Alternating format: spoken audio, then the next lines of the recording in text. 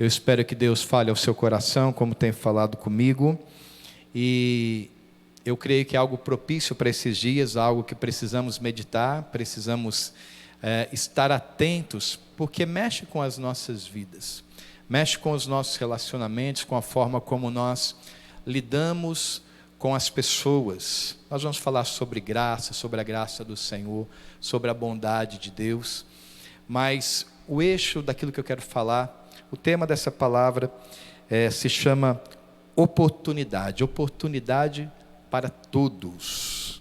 Vamos falar sobre a oportunidade que Deus dá a todos os homens. Eu quero ler o texto que está em Miqueias, capítulo 7, verso 18 e verso 19. Diz assim: quem é comparável a ti, ó Deus, que perdoas o pecado e esqueces a transgressão do remanescente da sua herança? Tu não permaneces irado para sempre, mas tem prazer em mostrar amor. De novo terás compaixão de nós, pisarás nossas maldades e atirarás todos os nossos pecados nas profundezas do mar. Senhor, obrigado porque o Senhor é bom, porque o Senhor é rico em misericórdia, rico em perdoar, Senhor. Que nessa noite a Tua palavra de graça, Senhor, alcance o nosso coração, Senhor, e ministre as Tuas verdades em cima disso que nós lemos, Senhor. Quem é comparável a Ti, ó Deus, que perdoas o pecado e esqueces a transgressão? Deus é bom demais, Deus é um Deus que tem prazer no arrependimento do pecador, que tem prazer em perdoar. Deus pagou o maior preço para oferecer perdão aos homens, para que nós pudéssemos ser recebidos na sua glória, para que nós pudéssemos entrar na sua presença, como fazemos o tempo todo, quando vamos orar, quando vamos falar com Ele, quando vamos adorar, podemos viver na sua presença, porque Deus nos perdoou, porque Ele nos recebeu. Nós podemos ter um tempo de adoração, podemos vir a um culto presencial, entrar na presença, desfrutar da presença do Senhor, porque Deus nos ofereceu perdão, Deus nos recebeu. O que eu quero falar nessa noite é que há uma oportunidade para que todos aqueles que desejem entrar na graça, na presença do Senhor, possam fazê-lo. Isso é muito claro na palavra de Deus. Deus amou o mundo de tal maneira para que todo aquele que nele crê não pereça, mas tenha a vida eterna. Mas na prática, muitas vezes somos tentados, muitas vezes somos até enredados por alguma forma de pensar, onde essa verdade pode perder a força no nosso entendimento. Queria fazer uma pergunta para você: que tipo de pessoa você acha que Deus recebe? Será que há algum tipo de pessoa especial que está apta para receber a graça de Deus? Uma mais, outra menos? Afinal, que tipo de pessoa Deus recebe? E é muito importante nós entendermos isso num tempo em que o mundo é tão dividido, tão polarizado. As pessoas, ao mesmo tempo que querem mostrar a sua opinião, a sua forma de pensar, o seu jeito de ser, ao mesmo tempo que fazem questão disso, não aceitam a forma de ser do outro, a forma de pensar, e há uma divisão, há grupos que se formam e grupos que não se aceitam. E será que isso cabe na igreja? Será que isso cabe no coração de um crente, entender que alguém não será recebido por Deus, que alguém não será aceito por Deus? Eu quero falar sobre isso. Que tipo de pessoa Deus recebe? O nosso senso de justiça muitas vezes grita alto dentro de nós. Quando olhamos para uma determinada pessoa e falar: essa pessoa não tem jeito, essa pessoa já era, não tem. E se a gente não entender princípios básicos até de soterologia, a palavra parece difícil, mas é o estudo da salvação. E a base da salvação é que Deus ama o pecador, e Jesus morreu por todos os homens. Nós entendemos, a nossa linha de pensamento é essa, que Jesus morreu por todos os homens, e todos os homens podem ser salvos, a partir do seu arrependimento, a partir da sua decisão. Mas o fato é que não é raro nós taxarmos de insalváveis algum tipo de pessoa. Já parou para pensar nisso? Né? Talvez você nunca ouviu essa palavra, eu nem sei se ela existe, talvez eu tenha inventado, mas é possível que nós consideremos algumas pessoas insalváveis. Para essa pessoa não tem jeito. Como é que essa pessoa vai se arrepender? Ela já errou tanto, ou que a forma dela ser desagrada tanto a Deus. E eu quero abrir até aqui, abrir o leque aqui para duas questões. A primeira é porque às vezes podemos taxar uma pessoa de insalvável. Isso está equivocado, está errado, porque todos podem ser salvos se arrependerem dos seus pecados. Então, quando olhamos para os outros, não podemos taxá-los de insalváveis. Mas há uma outra questão também, quando a culpa toma conta de nós, quando olhamos para o nosso passado, olhamos para algo que erramos, que tropeçamos, e às vezes no nosso íntimo começamos a nos achar insalváveis também. É muito comum encontrarmos pessoas que dizem: para mim não tem jeito, eu já errei demais, eu já pisei na bola demais, eu tenho maus pensamentos, eu penso isso, eu faço aquilo, e já não tem jeito para mim. E eu quero trazer verdade, trazer luz sobre essas duas questões. Primeiro, que não podemos olhar para alguém e dizer: essa pessoa não tem jeito. E também não podemos olhar para nós mesmos e dizer: não há mais jeito para mim. O salmista Davi, em determinado momento, ele faz uma referência, né? Lá no Salmo 3, ele diz: como cresceram os meus adversários, são muitos que dizem que não há mais salvação para mim em Deus. Essa é a voz do inimigo, que quer dizer: não há mais salvação para você, você não tem jeito, você é um caso perdido.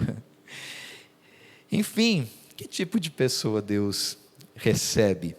Será que alguém que não está apto para ser salvo? Será? Eu diria que todos são salváveis, a não ser que não queira, a não ser que a exceção está para aquele que diz não à graça do Senhor, aquele que apostata, que escolhe a apostasia, escolhe virar as costas para o Senhor e diz: eu não quero. Se não quer, não quer, porque a salvação é para aqueles que querem, para aqueles que recebem Jesus, aqueles que dizem sim a Jesus. Precisamos ter um coração, aliás, como o coração de Jesus, onde a misericórdia, e precisamos entender que a misericórdia que vale para mim, vale para o outro. Há pessoas que querem misericórdia para si, mas acham que alguém não merece misericórdia. E também há aquele que entende claramente que Deus tem misericórdia para o outro, mas não consegue se ver como alvo da misericórdia de Deus. E a misericórdia de Deus vale para mim, vale para você, vale para aquele que está perdido, vale para todo aquele que clamar. Então nós precisamos ter um coração como o de Jesus, onde a misericórdia fala mais alto que os preconceitos, e onde o desejo de exercer misericórdia seja maior do que o de exercer juízo. Quando você vê alguém errando, e talvez errando até contra você, até pisando na bola contra você, fazendo algo que você sabe que desagrada ao Senhor, e talvez desagrade a você mesmo, o que passa na sua cabeça? Você quer juízo para essa pessoa? Você pede a Deus juízo para ela? Ou você pede a Ele misericórdia? Certa vez, quando os discípulos de Jesus, Tiago e João, eles perguntam: Senhor, querem que a gente mande descer fogo do céu sobre esses homens? Eles queriam mandar juízo, mas Jesus olha para eles e fala: vocês não sabem de que espírito sois? Vocês não sabem de quem vocês são? Ou seja, o nosso coração, ele precisa ser desejoso do exercício da misericórdia e não do juízo. O juízo pertence ao Senhor. Amém? Deus tem prazer, precisamos entender isso. O texto que nós lemos diz que Deus tem prazer em demonstrar amor. Deus não tem prazer no juízo. O juízo é necessário, Deus é santo, Ele é justo, e Ele vai exercer o juízo por causa da sua justiça, da sua santidade.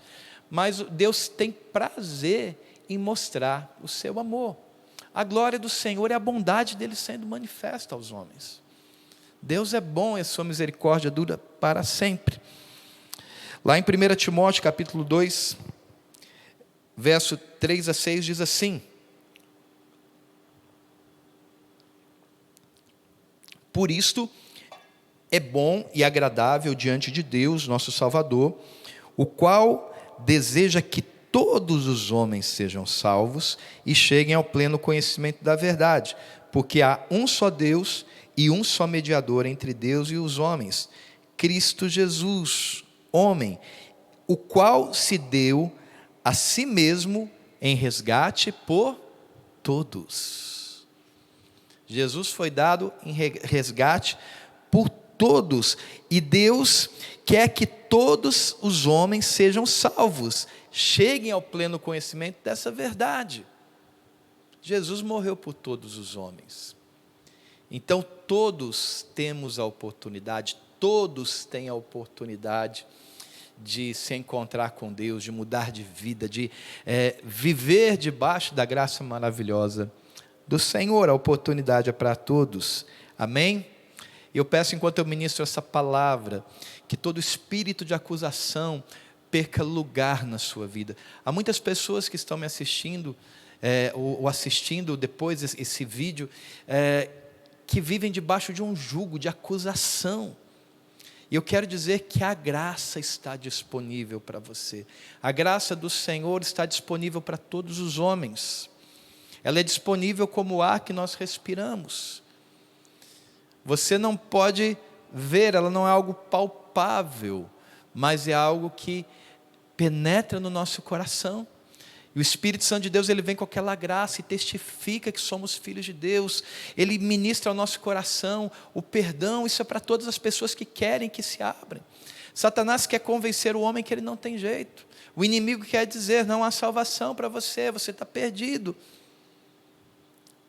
Às vezes o espírito de acusação vem sobre a tua vida, ou às vezes vem um espírito de acusação para nós aplicarmos sobre a vida de outras pessoas, dizer, para essa não tem jeito, mas guarde o que eu estou dizendo nessa noite, a salvação é para todos os homens, a graça está disponível para todos, glória a Deus. É desejo de Deus que todos os homens sejam salvos, cheguem ao pleno conhecimento da verdade. A festa no céu, cada vez que um pecador se arrepende. A Bíblia não diz que a festa no céu quando um justo se arrepende, mas quando um pecador se arrepende. Sabe por quê? Porque não há nenhum justo, todos somos pecadores. E quando o pecador se arrepende, quando a graça encontra lugar no coração do pecador, produz a sua eficácia, a celebração no céu, a festa no céu, porque esse é o propósito de Deus para aquele que está perdido.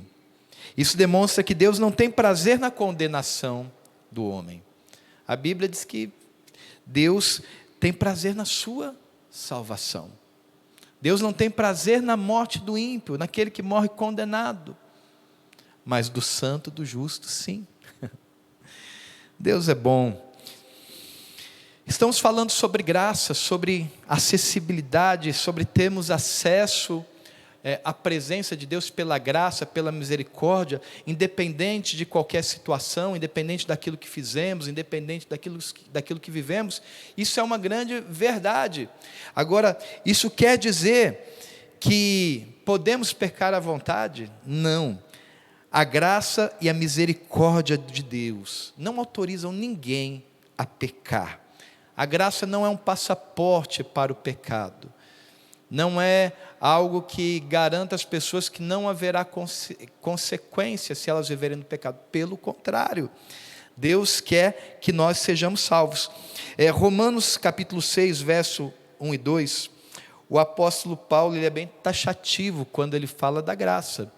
Porque ele está dizendo, né, aqui em Romanos, que onde abundou o pecado, superabundou a graça de Deus. Ele está dizendo isso, mas então no verso 1 e 2 do capítulo 6, ele diz assim: que diremos então?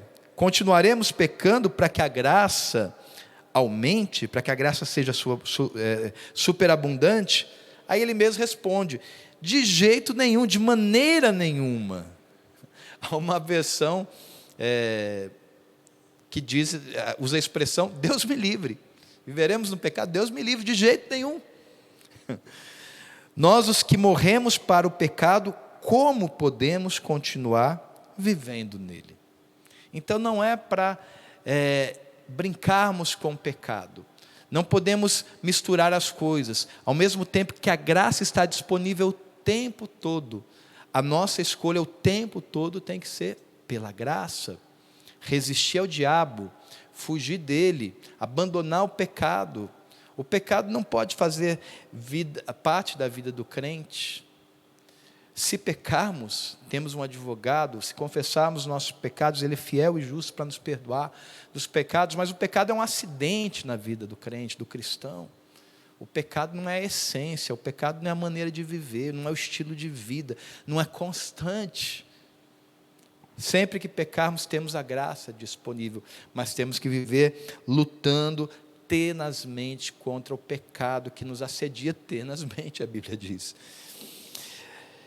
Jesus morreu para satisfazer a justiça, que a conduta do homem jamais poderia satisfazer, né? Mas, como eu falei, não foi para que o homem continuasse pecando, mas pelo contrário, para que ele fosse salvo do pecado. Preste atenção, Jesus morreu para salvar o homem do pecado, e não apenas das suas consequências. Nesse tempo de supergraça que algumas pessoas pregam, uma hipervalorização da graça, é muito comum a gente encontrar as pessoas buscando a graça de Deus para serem livres das consequências do pecado. Há tantas pessoas que amam o pecado, elas não querem ser livres do pecado que a destrói, elas querem ser livres só da consequência. E Jesus morreu, Ele nos salvou para nós sermos livres do pecado, e não apenas das suas consequências. Porque se nós formos livres do pecado, automaticamente nos livraremos da sua consequência. Amém? O salário do pecado é a morte, mas o dom gratuito de Deus é a vida eterna em Cristo Jesus. A graça está aí. Amém? Nós precisamos abandonar o pecado, precisamos ser libertos do pecado. A gente pode ver alguns casos na Bíblia de pessoas que Jesus deixou claro que elas estavam sendo libertas do pecado, e não apenas da sua consequência. Lembra o caso da mulher que foi pega em adultério, a mulher adúltera? Ela ia ser apedrejada pelos juízes, pelos religiosos que queriam trazer juízo sobre ela, não tinham entendimento da graça do Senhor, queriam aplicar o juízo que a lei dizia naquele momento. Mas Jesus então os desafia e fala: aquele que não tiver pecado, que atire a primeira pedra. Você conhece a história, aqueles homens deixaram suas pedras, foram embora, e aquela mulher foi livre do apedrejamento, do que era a consequência do pecado na lei naquele momento. Mas Jesus não queria livrá-la apenas daquela consequência. Ele diz: vá e não peques mais. Jesus veio para nos libertar dos pecados. Maria Madalena, ela foi salva da prostituição. Jesus salva qualquer tipo de pessoa. Mateus e Zaqueu eram publicanos, desonestos, que traíam o seu povo, que roubavam, e foram salvos do seu pecado. Paulo era um pecador implacável da igreja, consentia com a morte, com o apedrejamento dos cristãos, perseguiam aqueles que serviam a Jesus, e ele foi salvo. O Senhor o encontrou, mudou a sua vida. Inclusive, quando Paulo se converteu, se você não conhece bem a história, mas você for ali estudar a história no livro de Atos, os cristãos tiveram resistência em aceitar a conversão de Paulo. Eles olhavam: peraí, esse cara aí, ele não era aquele que perseguia a igreja, perseguia os cristãos? E eles tinham receio. E Paulo precisou conquistar a confiança da igreja naquele momento, porque ele era uma nova pessoa alcançada pela graça do Senhor. A despeito do que ele tinha feito, do que ele tinha consentido, a graça havia alcançado a vida daquele que se tornaria um grande apóstolo, responsável pela expansão do evangelho em toda a terra? Graça. O que a graça faz com o pecador arrependido? O que a graça pode fazer com você, se você já deixou o pecado, ou se você está decidindo nessa noite abandonar as amarras, coisas que te prendem? A graça do Senhor pode te libertar do seu pecado e pode fazer grandes coisas na sua vida, como fez na vida do apóstolo Paulo. Deus salva qualquer tipo de pessoa. E agora eu quero chamar a atenção para outros personagens. Eu citei alguns aqui que eram pessoas que tinham uma vida reprovável, consentiam com aquilo que era errado, com aquilo que Deus desaprovava, com aquilo que Deus desaprova. Mas a Bíblia cita também, por exemplo, outros apóstolos, Pedro, Tiago e João, que eram, segundo a gente percebe na Bíblia, homens trabalhadores, homens de bem, homens de família, homens dedicados. Mas esses homens precisaram ser salvos também. Diante de Deus, querido, não tem o maior, não tem o menor, não tem o melhor e tem o pior. Diante de Deus, a nossa justiça, de qualquer um de nós, a minha, a sua, do homem que pareça mais santo aos seus olhos, daquele que pareça mais pecador aos seus olhos, seja quem quer que nós sejamos, a nossa justiça diante da glória do Senhor, diante da santidade do Senhor, a Bíblia diz que é comparável a um trapo de imundícia. Nós não merecemos, tudo é graça, e a graça que serve para mim, serve para você que está me assistindo, serve para aquele que está perdido, lá atrás, querido. Nós temos muitas origens, nós temos histórias diferentes. Eu quase arrisco dizer aqui que as nossas origens, o que diferencia é que nós pecamos diferente. Nós fizemos escolhas erradas diferentes. Cada um andou pelo seu caminho tortuoso, até ser alcançado pela graça do Senhor. Sabe, querido, mas o que nos une não são as nossas origens, mas o que nos une é o nosso destino, para onde a graça nos leva. A graça que alcança todo tipo de pessoa e nos leva ao lar celestial, nos leva à presença do Senhor, nos leva à vida eterna. Por que temos unidade na igreja? Porque pensamos da mesma forma, porque somos santos do mesmo tanto, porque somos perfeitos ou imperfeitos da mesma forma? Não, somos pessoas diferentes, cujas histórias e cujo senso de justiça, cuja justiça própria não se compara ao padrão de Deus, aquilo que seria suficiente. Nós precisamos, nós fomos necessitados da graça sobre nós. Jesus precisou morrer na cruz, estender sobre nós a sua graça, para que nós pudéssemos satisfazer a justiça de Deus. Então, o que nos une não é de onde nós viemos. Todos nós tivemos origens para lá de ruins, eu creio. Mas o nosso destino é o mesmo. É para onde a graça nos leva. Glória a Deus por isso. Sabe, não dá para voltar no passado. Não dá para voltar no passado. Não dá para a gente, muitas vezes, corrigir muitas coisas. Não dá para mudar a atitude, aquilo que nós não podemos voltar no tempo para corrigir o que nós erramos. A única saída que nós temos para aquilo que já erramos é arrependimento. É confissão. Mas nós podemos ter uma atitude com relação ao futuro. Nós podemos ter uma atitude de viver uma nova vida. Precisamos decidir viver uma vida santa, buscar a santidade, buscar o Senhor, fugir do mal, fugir da aparência do mal, buscar a justiça de Deus, buscar o seu reino em primeiro lugar, viver para Ele de maneira que agrade o Senhor. Isso nós podemos, por causa da graça que nos cobre, que nos perdoa, independente do que nós fizemos.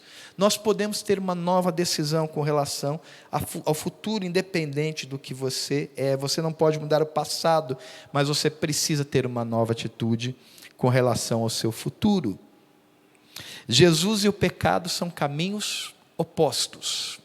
São caminhos opostos. Ou você caminha para um, ou você caminha para outro. Mateus capítulo 6, verso 24. Mateus 6, 24.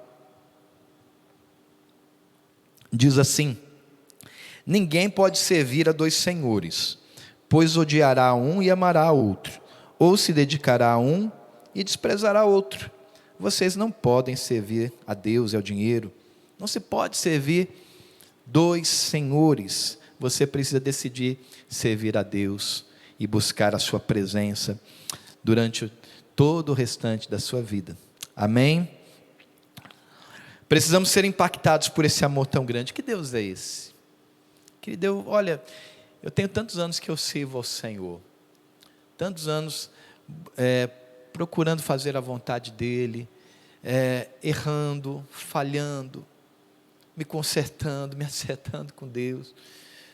Mas a gente pode dizer que o natural, o caminho de todo crente, eu espero que esse seja o seu também, que a gente vá amadurecendo, que a velha vida vai se tornando algo cada vez mais distante, o pecado cada vez mais ocasional, mais acidental. É assim que deve ser o caminho do justo. Provérbios 4:18 diz: o caminho, a vereda do justo é como a luz da aurora, vai brilhando mais e mais até ser dia perfeito. E às vezes a gente pode começar a olhar para aquilo, algumas coisas que já fizemos em Deus e achar que isso é suficiente. Nunca será suficiente. Quando eu me lembro de onde eu vim, de onde o Senhor me tirou, ainda que já façam 30 anos que eu encontrei o seu perdão e a sua misericórdia, e quando eu me lembro de quem eu era, querido, que amor é esse? Que amor é esse? Obrigado, Senhor. Sabe que você pode se lembrar da sua história e se lembrar de onde o Senhor te tirou. Eu tenho certeza que o seu coração vai se comover. Eu tenho certeza que Deus vai falar com você. Nós precisamos entender que é graça sobre graça. Que amor é esse? Que amor é esse capaz de nos perdoar e esquecer dos nossos pecados, lançar nas profundezas do mar? Foi o que nós lemos no primeiro versículo. Ele esquece, Ele perdoa, Ele lança nas profundezas do mar. Que amor é esse? Quantas coisas terríveis já vivemos, na verdade? Quantas coisas terríveis já fizemos? Por que eu estou lembrando isso para você? De quem nós já fomos, daquilo que nós fizemos. Porque quando olhamos para pessoas que precisam ser salvas, pessoas que muitas vezes taxamos de insalváveis, se nós nos lembrarmos de onde Deus nos tirou e daquilo que Deus já nos perdoou, nós temos que ser constrangidos a não taxar ninguém de insalvável, não querer o juízo de Deus sobre ninguém, mas querer orar para que a graça do Senhor se manifeste na vida daquela pessoa, por mais perdida que ela esteja, por mais destruída que ela seja, por mais que as escolhas dela estejam afrontando a Deus. Se o Espírito Santo encontrar um lugar de arrependimento, Ele vai fazer a obra, porque Ele fez na minha vida, Ele fez na sua, Ele fez na nossa. Eu não sei quem você foi, não sei. Creio que há dezenas de pessoas nos assistindo agora. Eu não sei quem você foi, mas eu sei quem eu fui. E se Deus pôde me mudar, Ele pode mudar qualquer pessoa. Se Deus pôde me mudar, Ele pode mudar qualquer pessoa. Não há insalváveis, não há. A única exceção, podemos colocar aqui, são aqueles que deliberadamente dizem não ao Senhor e se entram em apostasia, se apostatam, dizem não, viram as costas para Deus. Esse Deus não vai ter que fazer, porque Deus nos deu o livre-arbítrio para nós escolhermos a sua graça. Mas não há pecado ou culpa maior do que o amor de Deus. Ele pode te perdoar, independente daquilo que você já fez, ou até daquilo que você esteja vivendo. Deixa o Espírito Santo te mudar, deixa o Espírito Santo tocar no teu coração. Tem jeito para você, tem jeito para todo aquele que está perdido. Quando nós olhamos ao nosso derredor e vemos tão grande deterioração dessa geração, da sociedade, um padrão moral tão baixo que temos presenciado, nós corremos o risco de não acreditar que as pessoas possam ser transformadas por Jesus. E quando nós não acreditarmos que uma pessoa pode ser transformada por Jesus, nós naturalmente não vamos pregar o Evangelho para ela. Se nós não olharmos para as pessoas com um olhar de compaixão, olharmos a miséria que elas estão, entendemos que Deus pode mudar e quer mudar, por que anunciaríamos o Evangelho a essa pessoa? Não é verdade? Então mudar a nossa ótica com relação a isso é muito importante, para que sejamos levados a transbordar o amor de Deus, a manifestar às pessoas que estão perdidas, a graça que já nos alcançou e já está produzindo efeito em nós, nos fazendo crescer em Deus. Se nós crermos que Deus muda qualquer pessoa, nós anunciaremos o Evangelho a qualquer pessoa. Por mais que você rejeite aquilo que a pessoa faz, por mais que aquilo que você não concorde com a forma como ela pensa, Jesus morreu para salvar a todos. Ele foi dado em resgate de todos. Nessa sociedade que está tão dividida, meu Deus, quando o assunto é política hoje, e nós temos, é claro, o direito de nos posicionar politicamente, de buscar a manifestação da justiça na nossa nação, nós podemos fazer isso.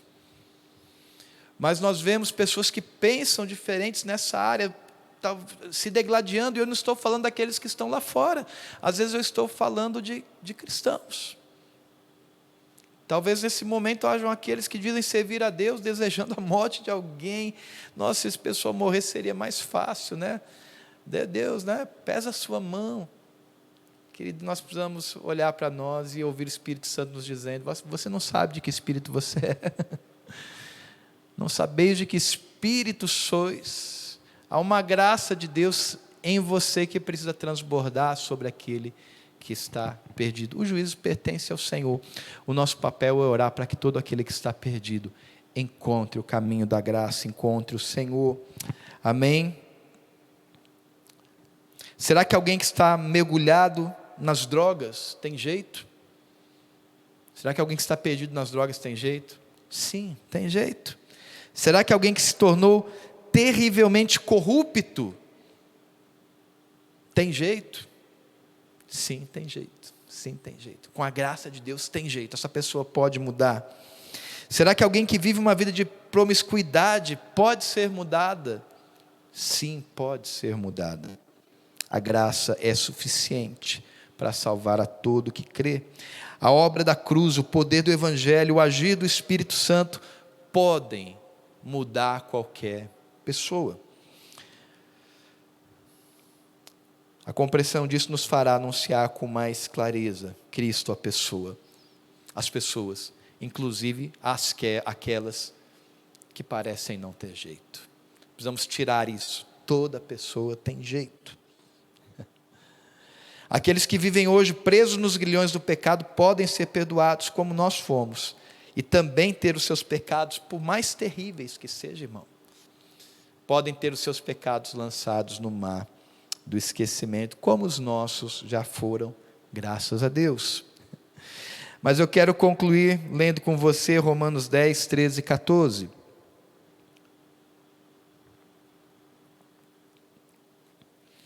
Porque todo aquele que invocar o nome do Senhor, todo aquele que invocar o nome do Senhor, será salvo. Como, pois, invocarão aquele em quem não creram? E como crerão naquele de quem não ouviram? E como ouvirão, se não há quem pregue? As pessoas precisam crer, mas para isso elas precisam ouvir.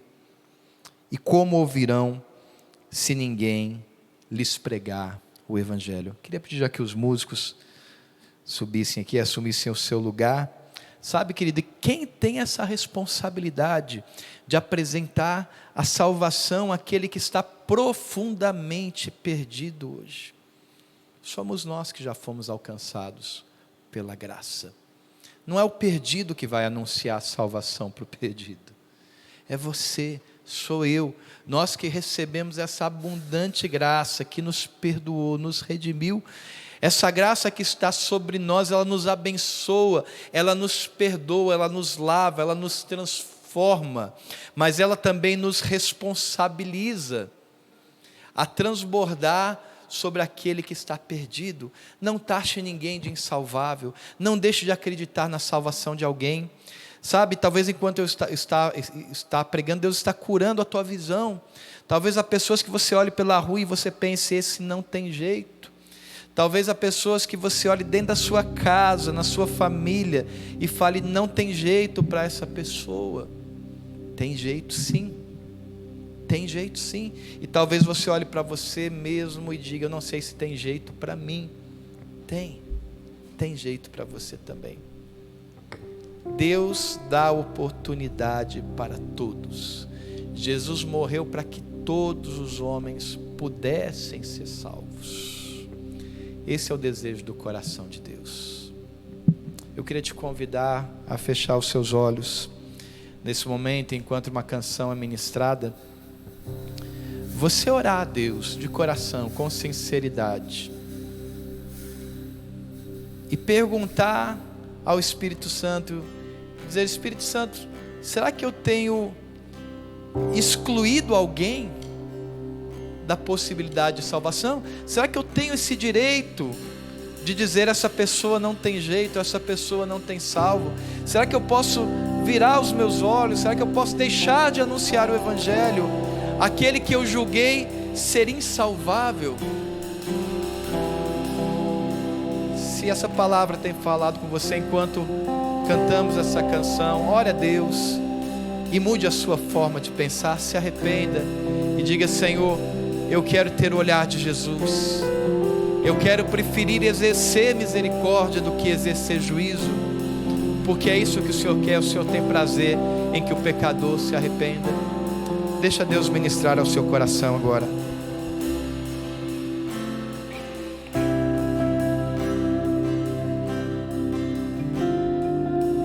Quem sou eu para que o grande Rei me receba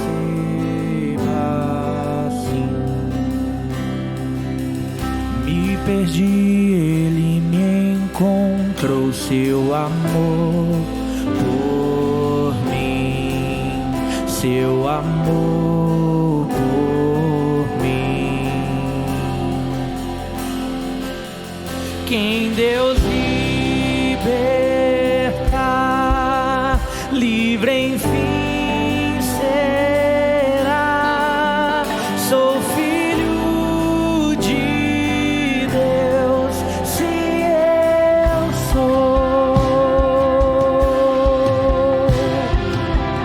Sua graça me resgatou, me purificou.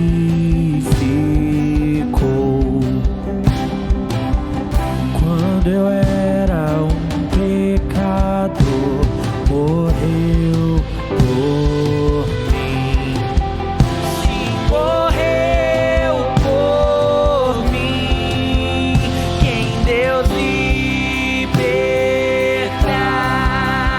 livre enfim será. Sou filho de Deus, se eu sou. Em tua casa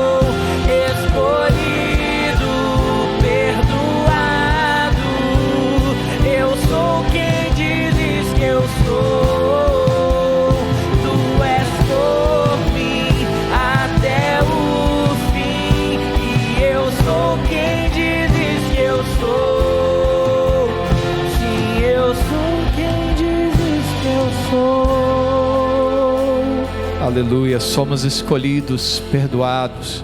Eu quero declarar sobre a tua vida a graça de Deus operando, a graça superabundante de Deus agindo dentro de você, mas não apenas te transformando, mas transbordando misericórdia e graça no teu falar, no teu olhar, naquilo que você transmite àquele que está perdido, em nome de Jesus. Todo espírito de acusação bate em retirada em nome de Jesus. Todo espírito de julgamento que não nos pertence, bate em retirada em nome de Jesus. Que eu e você, que a igreja do Senhor seja agente da graça e misericórdia do Senhor, para tirar do pecado aquele que está preso nele, em nome de Jesus. Sabe, querido, nós estamos buscando a Deus, nós estamos sentindo cheiro de avivamento. Deus quer vir, Deus quer fazer nesses dias. Deus está vindo, é uma expectativa daquilo que Deus vai fazer na igreja desses dias. Mas sabe, querido, uma das marcas principais de um avivamento é conversão dos perdidos. Muitas conversões. E eu quero declarar que nós vamos nos mover dentro disso, anunciando a palavra àquele que está perdido, independente do estado que esteja. E o avivamento, querido, faz com que cheguem à igreja, cheguem à casa de Deus os improváveis, aqueles que estão desprezados, às vezes desprezados pela sociedade, às vezes desprezados pela própria igreja do Senhor. Mas o Senhor vai abrir os nossos olhos com misericórdia, para que o nosso olhar encontre com compaixão, e que a expressão do amor de Deus que há na tua vida, na minha vida, na nossa vida, seja luz para aquele que está perdido. Que essas pessoas sejam alcançadas nesse tempo que Deus está trazendo.